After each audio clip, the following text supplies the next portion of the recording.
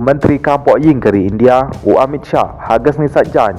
Wala pentip, bahaya ki kendon lane guidelines, ban petrikam ya ke Citizenship Amendment Act, CAA, and sepalat no, shwa trong ki election Lok Sabha.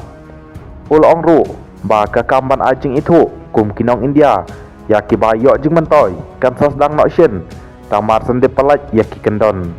Hapok ke CAA, ka Sarkar Modi, ketemu ban ajing itu kum kinong India hapok ka CAA ya ki poiwir ki bomdai ki Muslim basyak lebin ki bakentup ya ki Hindu, Sikh, Jain, Buddhist, Paris bar Kristan ki balawan poi se India nari Bangladesh, Pakistan bat Afghanistan hapok ka lai phewi terik trong menai nok pra arjar khat sau habakren ha ke ET News Global Business Summit arjar arsau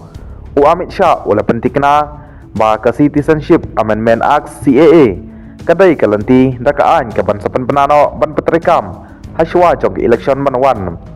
ula banjur ba kamdai bandon ka jing sngau thu bakala halor ka por ban petrikam ya ka CAA ula ong ka CAA kamdai ka ba penwan dur ban pendu ya ka jing long nong shong snong yano ru ula kren halor ka jing seukia ka bai dai pat ka jing penshot hapadeng ki pat Muslim halor ka CAA da ka bong ba ka ne ka an kam syem la kan thup ya ki kendon ban penduk long nong shong snong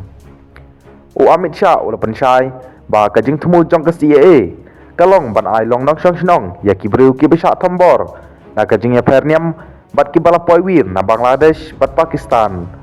ula kan tu ban om persya ya ka ne ka an nadu war jar arpeu ka Home Ministry ka lapan por na ka Parliamentary Committee haka bantau ya kerul kabai dai bat ke Citizenship Amendment Act CAA kabas ngasi badak kispak ngut kibreu kilayap haga jeng ki persya na ka jeng ya takuk marmet bat ki pulit hadin bamunjur ha parlimen ya ka an CAA